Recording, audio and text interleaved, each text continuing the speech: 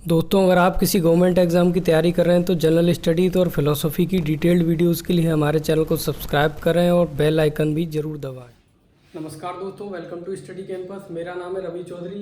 ये जो वीडियो है दोस्तों, ये लास्ट पार्ट है हुसरेल की फिनोमेनोलॉजी का, और आई थिंक 3 वीडियोज़ मैं इस पर बना चुका हूँ। ये उसका चौथा और आखिरी पार्ट है। तो अगर आपने पहली 3 वीडियोज़ नहीं देखी हैं तो पहले उन्हें देख लें, अदरवाइज ये समझ में नहीं आएगा, क्योंकि बिल्कुल लास्ट जो मेन लास्ट टॉपिक है वो अभी बचा हुआ है। तो इसमें आगे चलते हैं। बैकग्राउंड हम देख चुके थे, मीनिंग क्या होता है फिनोमेनोलॉजी का ये भी देख चुके थे। फाइनली ये था कि इनको एक मेडिटेटिव टेक्निक से क्या पता लगाना था कि जो थिंग्स हैं, जो वस्तुएं हैं, उनका ओरिजिनल नेचर या एसेंस पता लगाना था। ये इनका ऑब्जेक्टिव था फिनोमेनोलॉजी का। उसके लिए इन्होंने अपना मेथड ऑफ डाउट, जो प्री सपोजिशन लेसनेस है, वो भी मैंने डिस्कस कर रखा है। डिस्टोर्शंस या इम्प्योरिटीज जो हैं क्या क्या होती हैं कि हमारी जो कॉन्शियसनेस है, जो हमारी चेतना है, उसको कहीं ना कहीं जो बिलीव्स हैं, हमारे साइकोलॉजिकल बिलीव्स हैं या नेचुरल बिलीव्स हैं, उन्होंने डिस्टोर्ट कर दिया है, उसने कहीं कहीं इम्प्योर कर दिया है। तो वो बिलीव्स अगर हम हटाते चले जाएंगे, रिड्यूस कर देंगे, उनको डिस्कनेक्ट कर देंगे, तो कहीं ना कहीं चीज़ों का ओरिजिनल नेचर हमें पता चलेगा। क्यों पता चलेगा? क्योंकि हमारी जो कॉन्शियसनेस है वो प्योर होती चली जाएगी। ये हमने देखा था। अभी हम इसका आगे का देखते हैं। अच्छा दोस्तों, वीडियोस अगर आपको पसंद आती हैं तो प्लीज़ वीडियो को लाइक कमेंट ज़रूर किया करो, रिव्यू दिया करो, बताया करो। अच्छी लगे तो अच्छी बताओ, ना तो जो भी कमियां हैं बताया करो। और मैं जनरल स्टडीज़ पर भी वीडियो बना रहा हूँ, आप उनको भी देख सकते हो। बहुत अच्छी वीडियोज़ है, टाइम वेस्ट बिल्कुल भी नहीं होगा। और डिस्क्रिप्शन बॉक्स में फेसबुक ग्रुप और वो टेलीग्राम ग्रुप की लिंक मैंने दे रखी है, आप उसको ज्वाइन कर सकते हो। उससे आपको आगे नोटिफिकेशंस मिलते रहेंगे। तो बात करते हैं अगली। तो जो इम्प्योरिटीज़ हैं उनको जो हटाने का जो मेथड बताया था मैंने, वो बताया था दोस्तों फिनोमेनोलॉजिकल रिडक्शन या फिनोमेनोलॉजिकल मेथड। एक्चुअली मेथड मैंने नहीं, मेथड तो हुसरेल ने बताया था, मैं तो सिर्फ आपको उसको थोड़ा इजी कर दे रहा हूँ, पढ़ा रहा हूँ। तो फिनोमेनोलॉजिकल मेथड या फिनोमेनोलॉजिकल रिडक्शन इन्होंने इसका नाम दिया था। इसको इन्होंने दो ऑर्गेनिक मूवमेंट्स में बताया था। इपोकी यानी एक्सटर्नल वर्ल्ड से डिस्कनेक्ट हो जाना, और रिडक्शन प्रॉपर या साइकोलॉजिज्म या जो हमारी अंदर जो इम्प्योरिटीज़ हैं उनको ख़त्म करना बाई मेडिटेटिव टेक्निक या मेडिटेशन से। इसमें भी यहाँ तक हम देख चुके हैं, इसलिए मैं थोड़ा जल्दी बता रहा हूँ। इसमें 3 चीज़ें थी: साइकोलॉजिज्म, एडिटिक रिडक्शन और ट्रांसेंडेंटल रिडक्शन। साइकोलॉजिकल रिडक्शन हम देख चुके थे। उसमें क्या था कि जो हमारी साइकोलॉजिकल फीलिंग्स अटैच्ड हैं, जो हमारी उस वस्तु से जिस पर हम मेडिटेशन कर रहे हैं, उनको डिस्कनेक्ट कर देना, या उनको रिड्यूस कर देना, या उनको रिमूव कर देना, हटा देना। सेकंड स्टेज दूसरी थी एडिटिक रिडक्शन। एडिटिक रिडक्शन में क्या कर रहे थे दोस्तों हम लोग कि अगर कुछ एक्सीडेंटल प्रॉपर्टीज या एक्सीडेंटल कैरेक्टरिस्टिक्स ऐसी हैं जो अभी भी जुड़ी हुई हैं उस वस्तु से, तो उन एक्सीडेंटल कैरेक्टरिस्टिक्स या प्रॉपर्टीज़ को भी अगर हम रिमूव कर दें तो फाइनली हम दोस्तों किस पर पहुंच जा रहे थे? एडिटिक रिडक्शन करने के बाद, यानी सेकंड स्टेज को करने के बाद हम पहुंच जा रहे थे एसेंस। जो कोई भी चीज़ है जिस पर हम मेडिटेशन कर रहे हैं, जिसका रियल नेचर जानने की कोशिश कर रहे हैं, उसका एसेंस या रियल नेचर अगर बात करें तो वो हमको पता लग जा रहा था। अब बात तो ये आई यहाँ पर कि ये ही तो हमें पता लगाना था। फिनोमेनोलॉजी जो है उसमें क्या था? फिनोमेनोलॉजी मैंने पहले ही आपको बताया था, it is a philosophical method to discover the true nature और एसेंस ऑफ फिनोमेना। फिनोमेना क्या है? कोई भी जो फिनोमेना, इनको डिस्कवर करना है। फिनोमेना क्या है? ट्रू नेचर या एसेंस। कोई तो फिनोमेना बोला था कि वस्तुओं का ट्रू नेचर पता करना है।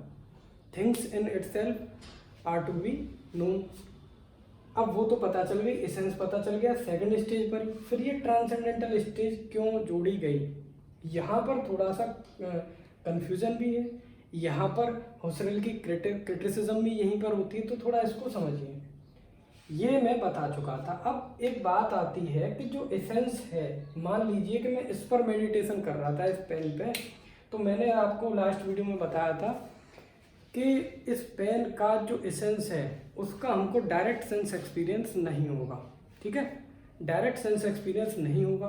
वो कैसे पता चलेगा इस पेन के बारे में हमको? बाय इंट्यूटिव इन्वेस्टिगेशन या इंट्यूटिव नॉलेज के द्वारा, मेडिटेशन के द्वारा। उसका हमें डायरेक्ट सेंस एक्सपीरियंस एसेंस का कभी नहीं होगा, ये हुसरेल कहते हैं। तो ये जो नॉलेज थी ये कैसी थी? इंट्यूटिव नॉलेज या इंट्यूटिव इन्वेस्टिगेशन थी। अब ये जो इंट्यूटिव नॉलेज है मतलब हमारी जो कॉन्शियसनेस है, हमारी जो चेतना है, उसके अंदर इसका एसेंस है। ठीक है, जो एसेंस है ये कहाँ पर पता चला या कहाँ पर है? ये एसेंस है कहाँ? बाहर तो है नहीं। बाहर से अगर हमको डायरेक्ट ये एसेंस हमको पता चल रहा होता तो हम ये कहते कि डायरेक्ट सेंस एक्सपीरियंस हो रहा है, लेकिन सेंस एक्सपीरियंस डायरेक्ट नहीं हो रहा। जो एसेंस है हमें जो सेंस एक्सपीरियंस हो रहा है वो तो मॉडिफाइड फॉर्म में हो रहा है। कांट ने भी बताया था जो रियल नेचर या एसेंस अगर हमें किसी चीज़ का पता चल रहा है तो वो इंट्यूटिव नॉलेज के द्वारा हो रहा है। और वो कहाँ पे पता चल रहा है? हमारी कॉन्शियसनेस में, या जो हमारी चेतना है, जो हमारी चेतना है उसी में तो ये एसेंस है। एसेंस अगर कोई पूछा जाए तो है कहाँ पर? एसेंस जो हमारी कॉन्शियसनेस है उसमें है, क्योंकि वही इनका पता लगा रही है इन सारे प्रोसेस के द्वारा। इसीलिए हमने ये भी कहा था कि ये इन्होंने रियल नहीं माना था, न रियल माना था न अनरियल माना था। इन्होंने ये क्या माना था? इररियल माना था। जो एसेंस है उनको इन्होंने इररियल माना था, क्योंकि essence are not independent, rather they are dependent on consciousness. Consciousness पर डिपेंडेंट है, या ये मानिए कि ये दोनों क्या हैं, एक दूसरे से कोरिलेट करते हैं।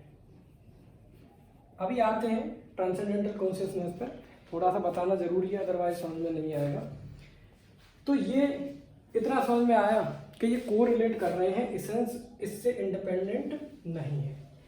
अब बात दोस्तों ये आती है कि अगर बात करते हैं फिनोमिनोलॉजी की, जो ये खुद जो जानना चाह रहे थे ओरिजिनल नेचर या एसेंस, तो वो तो इसी सेकंड स्टेज पर ही पता लग जाता है, इसमें कोई डाउट नहीं है। जो सेकंड स्टेज है वहाँ पर ये जो ढूंढना चाह रहे थे वो इनको मिल जाता है।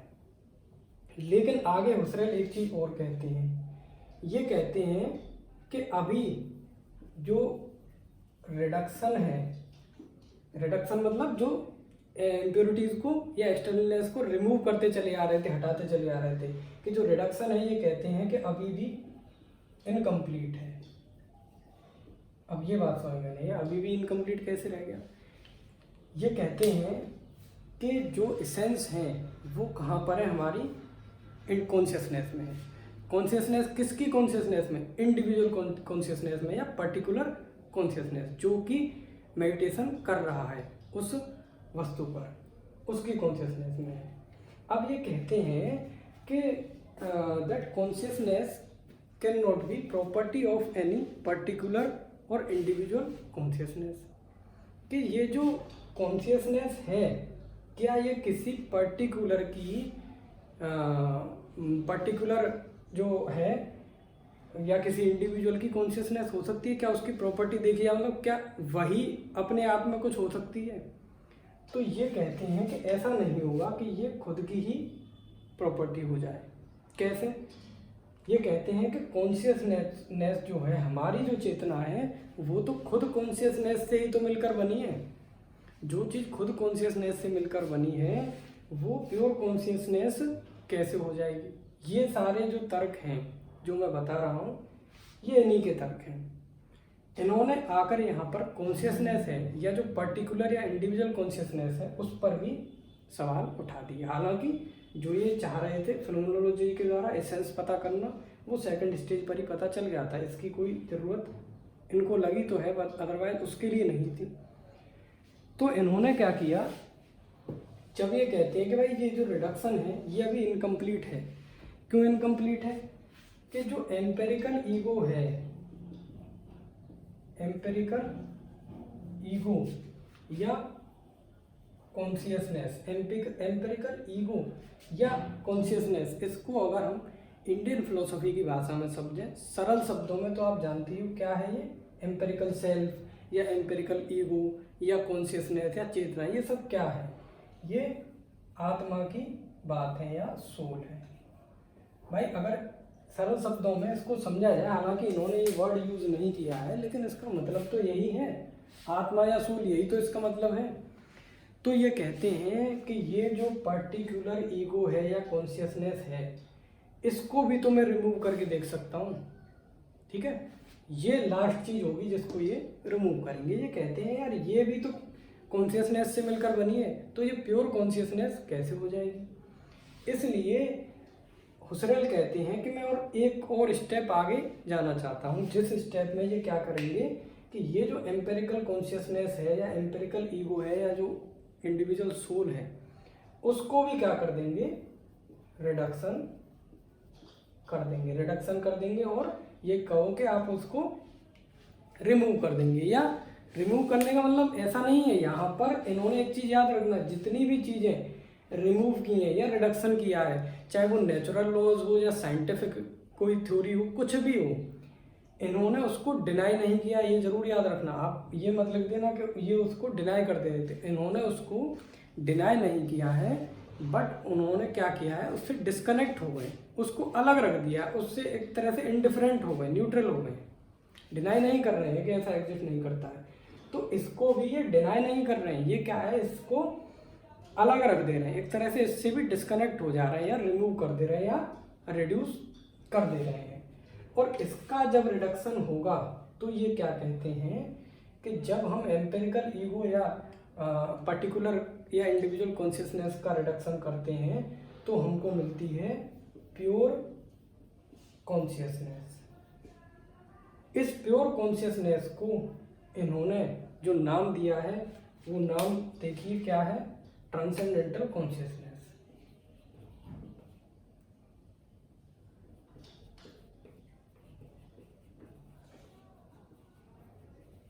ट्रांसेंडेंटल कॉन्शियसनेस, ये इन्होंने इसको नाम दिया कि भाई जब हम इसको भी एम्पेरिकल ईगो को भी हम रिड्यूस कर देंगे तो हम जिस चीज़ पर पहुंचेंगे वो प्योर कॉन्शियसनेस बचेगी। और ये जो प्योर कॉन्शियसनेस है इसको इन्होंने क्या नाम दिया, ट्रांसेंडेंटल कॉन्शियसनेस दिया। और ये जो ट्रांसेंडेंटल कॉन्शियसनेस है, हुसरेल कहते हैं that this transcendental consciousness is the base of everything. जो भी चीज़ें हैं, जो भी सोल है, कुछ भी है, हर चीज़ का बेस क्या है, ट्रांसेंडेंटल कॉन्शियसनेस है। इसको इसकी जो ब्रैकेटिंग या रिडक्शन नहीं कर सकते। ये इन्होंने हर चीज़ का क्या माना है, बेस माना है। अच्छा, हम एम्पेरिकल ईगो को जब रिड्यूस करते हैं, उसको रिड्यूस करके जब हम इस पर पहुंचते हैं ट्रांसेंडेंटल कॉन्शियसनेस पर, तो ये जो सारा प्रोसेस जो हुआ, जिस प्रोसेस में हमने एम्पेरिकल ईगो को या इंडिविजुअल ईगो को क्या कर दिया, रिडक्शन करके सीधे कहाँ पे पहुंच गए, ट्रांसेंडेंटल कॉन्शियसनेस पे। इस प्रोसेस का नाम क्या है दोस्तों, ट्रांसेंडेंटल रिडक्शन। जो रिडक्शन प्रॉपर की जो थर्ड स्टेज थी वो यही है, इसी प्रोसेस को बोला गया है ट्रांसेंडेंटल रिडक्शन। तो ये आशा करता हूँ सरल था, समझ में आ गया होगा। इसमें तो हाँ एक चीज़ और, इसके बारे में कुछ ज़्यादा इन्होंने बताया नहीं है, बस आप इतना याद रखना कि इस पर इनकी क्रिटिसिज्म हुई है कि आखिर आपने, वैसे तो आपका भी मेथड अच्छा था, डेकार्ट में आप कमी निकाल रहे थे कि डेकार्ट का बहुत अच्छा था, लेकिन उन्होंने गॉड को और वर्ल्ड को मान लिया। एक तरह से जो ट्रांसेंडेंटल कॉन्शियसनेस है या जो इन्होंने बेस ऑफ एवरीथिंग बता दिया है वो क्या है, कहीं ना कहीं उसी तरफ इशारा कर रहा है। तो इसको एक्सेप्ट करने पर इनकी क्रिटिसिज्म भी हुई है। अब बात करते हैं इंटेंशनल कॉन्शियसनेस। देखो ये बुक्स में पढ़ोगे तो बड़ा ही कंफ्यूजिंग है। हालांकि अगर जो सेकंड स्टेज थी ईडिटिक रिडक्शन वाली, ये मैंने कई बार रिपीट करी थी पिछली वीडियो में भी। उसका रिपीट करने का रीज़न ये था क्योंकि यहाँ पर कन्फ्यूज़न होती है।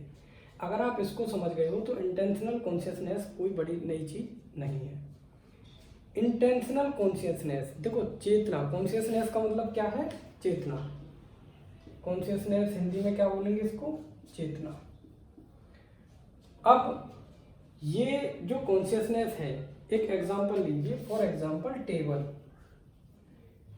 मुझे क्या है, मैंने टेबल का एक्सपीरियंस किया, सेंस एक्सपीरियंस हुआ। अब इनके अकॉर्डिंग उसका रियल नेचर तो मुझे पता चला नहीं। रियल नेचर कैसे पता चलेगा? इंट्यूटिव इन्वेस्टिगेशन से या मेडिटेशन से। अब जब मैं मेडिटेशन करूँगा तो उसकी टेबल की इंट्यूटिव नॉलेज मिलेगी। तो ये जो नॉलेज मिलेगी मेडिटेशन से, ये क्या होगा? टेबल का एसेंस होगा कि नहीं? टेबल का क्या होगा? एसेंस होगा या ओरिजिनल नेचर होगा।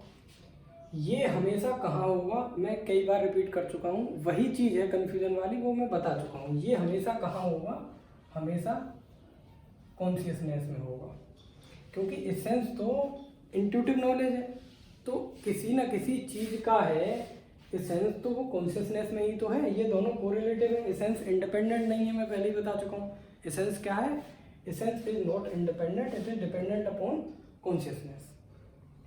तो बात ये आती है कि अगर यहाँ पर अभी ये पूछा जाए, अगर सरल शब्दों में हम ये भी तो कह सकते हैं कि ये जो एसेंस है, ये एसेंस और कुछ नहीं है बल्कि क्या है? It is consciousness, it is consciousness of table. तो ये जो एसेंस है, जो हमारी इंडिविजुअल की कॉन्शियसनेस में इस टाइम है या उसके सामने रिप्रेजेंट कर रहा है, ये क्या है? टेबल का एसेंस जो है वो टेबल की कॉन्शियसनेस ही तो है। तो यहाँ से ये वाली बात निकल के आती है कि जो कॉन्शियसनेस है किसी भी चीज़ की, वो कभी एम्प्टी नहीं होती, कभी खाली नहीं होती। Consciousness is always consciousness of something. हमेशा इस बात को याद रखना कि consciousness is always consciousness of something. हमेशा जो कॉन्शियसनेस है वो किसी न किसी चीज़ की ही होती है। तो यहाँ पर अगर देखा जाए, इसीलिए क्योंकि कॉन्शियसनेस किसी न किसी चीज़ की है। फॉर एग्जांपल देख लीजिए, अगर मैं जो एसेंस मेरे कॉन्शियसनेस में एसेंस है टेबल का, तो अगर कोई पूछे ये कॉन्शियसनेस किस चीज़ की है, तो टेबल की कॉन्शियसनेस है या टेबल का एसेंस है। अगर इस पेन पे मैं मेडिटेशन कर रहा हूँ, इसका मुझे ओरिजिनल एसेंस मान लो इंट्यूटिव नॉलेज हो गई, तो वो जो इंट्यूटिव नॉलेज या कॉन्शियसनेस है वो किस चीज़ की है? इसकी है। अभी ये लैपटॉप मान लो रखा हुआ है उधर, तो उस लैपटॉप की मुझे होती है, ओरिजिनल नेचर पता कर लेता हूँ इंट्यूशन से या मेडिटेशन से।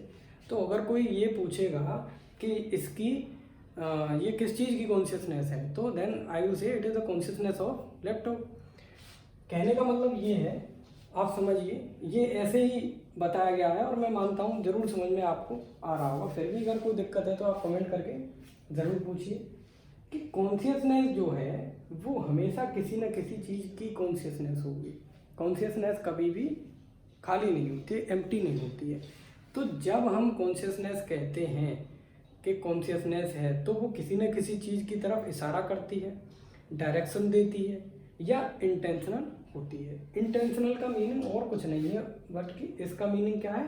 इट इज़ डायरेक्शनल, किसी न किसी चीज़ की ओर इशारा कर रही होती है। अगर हम बात करते हैं कि टेबल की कॉन्शियसनेस, तो टेबल की तरफ, पेन की तो पेन की तरफ। यही है दोस्तों इंटेंशनल कॉन्शियसनेस, कि कॉन्शियसनेस इज ऑलवेज इंटेंशनल और डायरेक्शनल। ये थी फिनोमेनोलॉजी ऑफ हुसरेल। आशा करता हूँ आपको समझ में आ गया होगा। ये जो इंटेंशनल कॉन्शियसनेस है, इस पे एक दो पॉइंट और आगे होते हैं। जैसे ये कहते हैं कि जो इंटेंशनल कॉन्शियसनेस है वो कुछ प्रॉब्लम्स को सॉल्व कर देती है, जैसे सब्जेक्ट और ऑब्जेक्ट के बीच की जो प्रॉब्लम है उसको सॉल्व कर देती है, यूनिफॉर्मिटी ऑफ एक्सपीरियंस को सॉल्व कर देती है। जैसे मैंने अभी बताया था पिछली वीडियो में कि जो एसेंस हैं वो कैसे हैं? यूनिवर्सल हैं। तो ये कुल मिला के ये थी फिनोमेनोलॉजी। इसमें 4 वीडियोज़ हैं, चारों को देखिए। कहीं पे भी कोई कन्फ्यूज़न होता है तो आप मुझे पूछ सकते हो, किसी भी तरह से मैं आपको जवाब ज़रूर दूंगा। और वीडियो अच्छी लगती है तो कमेंट शेयर किया कीजिए। और thank you for watching the video.